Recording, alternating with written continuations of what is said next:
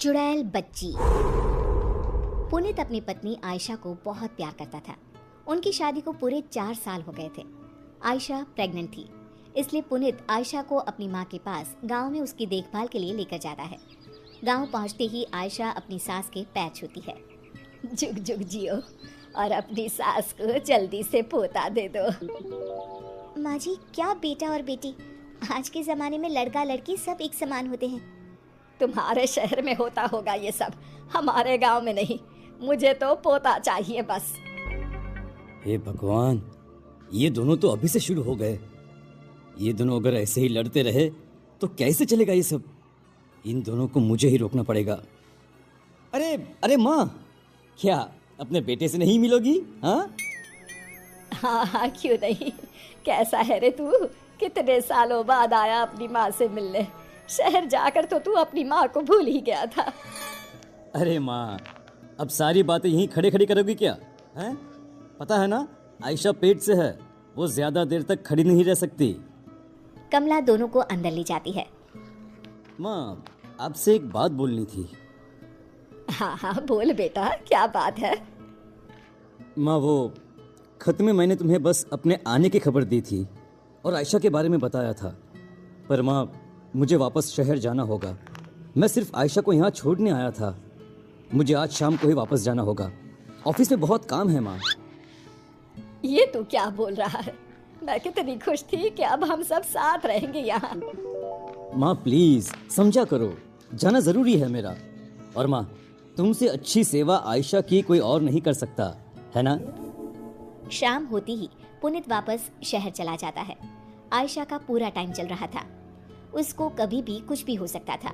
कमला अपनी बहू की खूब सेवा करती थी, उसे अच्छा अच्छा खिलाती थी और आखिर वो दिन आ ही गया। आयशा की तबीयत आज कुछ ठीक नहीं थी। मैं अभी दाई को बुला लाती हूँ, तुम अपना ध्यान रखना बहू। कमला दाई को बुला लाती है और कुछ ही देर में आयशा बेटी को जन्म देती है। बेटी हुई है, इतना बोलकर दाई वहाँ से चली जाती है। बेटी का नाम सुनते ही कमला को बहुत गुस्सा आने लगता है। इसको मैंने पहले ही कहा था, मुझे पोती नहीं पोता चाहिए, फिर भी इसने मुझे पोती दी। आधी रात को जब सभी सोए हुए थे, कमला चुपचाप उठती है। बच्ची अपनी माँ के पास सोई होती है। कमला बच्ची को उठाकर बाहर कुएं के पास ले जाती है। तभी बच्ची रोने लगती है।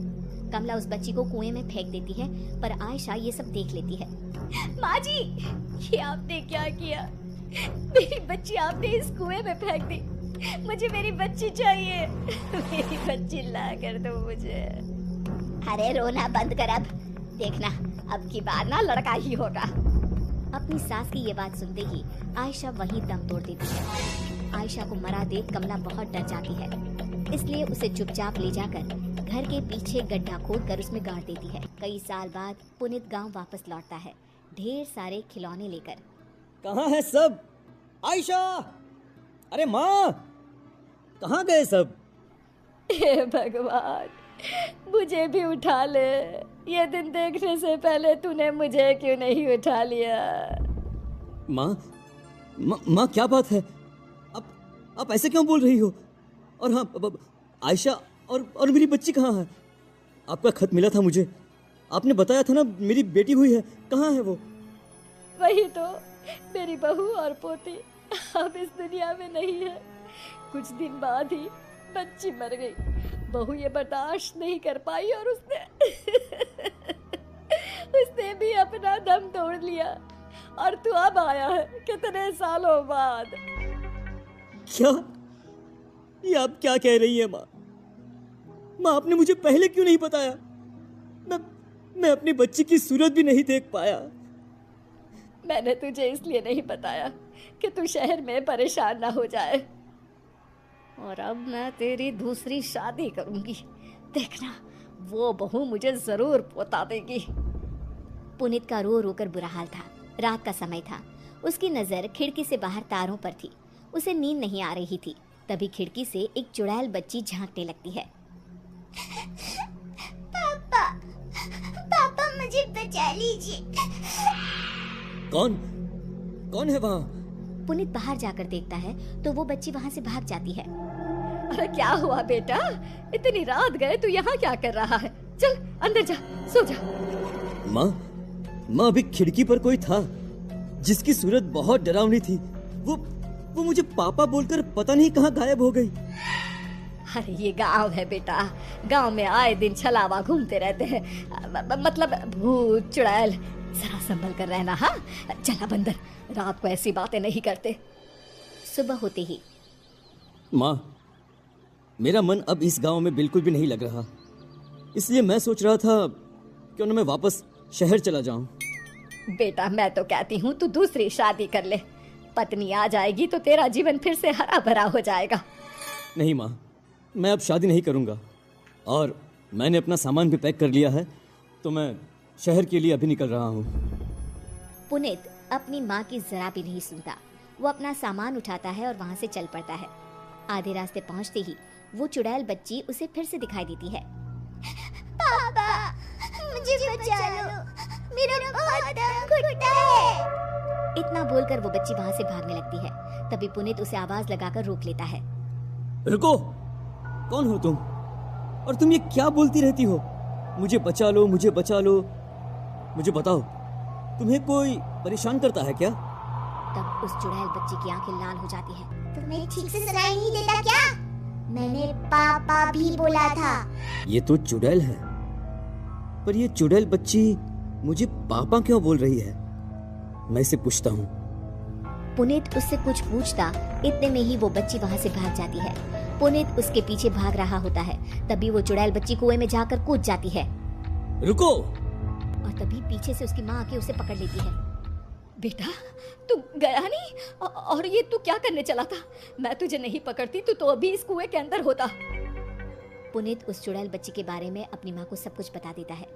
ये सुनकर कमला बहुत डर जाती है, क्योंकि कुछ साल पहले उसी ने अपनी पोती को कुएं में फेंक कर मार डाला था।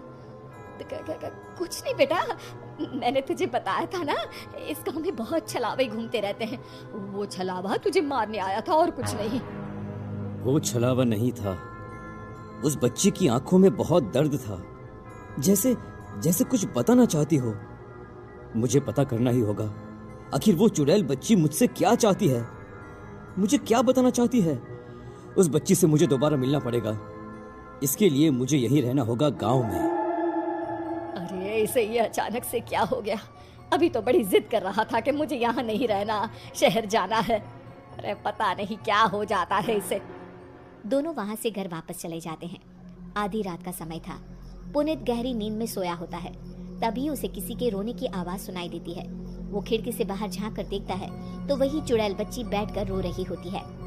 लगता है यही सही मौका है उस बच्ची से बात करने का। पुनीत उस बच्ची के पास जाता है।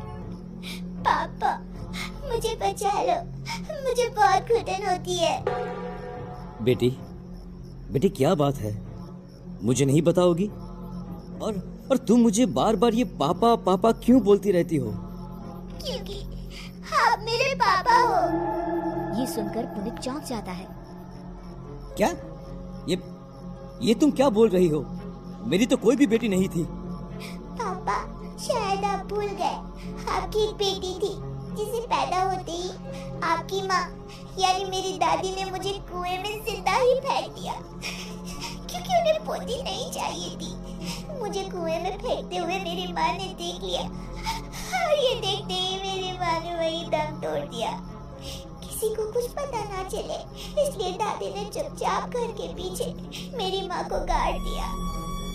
बेटी, मेरी बच्ची, मेरी बेटी, आजा मेरे पास। अपने पापा के गले नहीं लगेगी क्या? आ बेटा। वो बच्ची अपने पापा के गले लग जाती है। पीछे से कमला सब देख रही थी। मुझे माफ कर दो बेटा। नहीं माँ, मैं तुम्हें कभी भी माफ नहीं कर सकता। आज से तुम मेरी माँ नहीं और मैं तुम्हारा बेटा नहीं। तुमने खून किया है माँ, खून, मेरी पत्नी का और मेरी बच्ची का। मैं तुम्हें कभी माफ नहीं करूंगा। पुनीत पुलिस को बुलाकर अपनी माँ को पुलिस के हवाले कर देता है और गांव के कुछ लोगों की मदद से कुएं से बच्ची का कंकाल निकलवाकर उसका अंतिम संस्कार कर देता है। अंतिम संस्कार होते ही चुड़ैल बच्ची अपने पापा को हाथ हिलाते हुए वहां से गायब हो जाती है।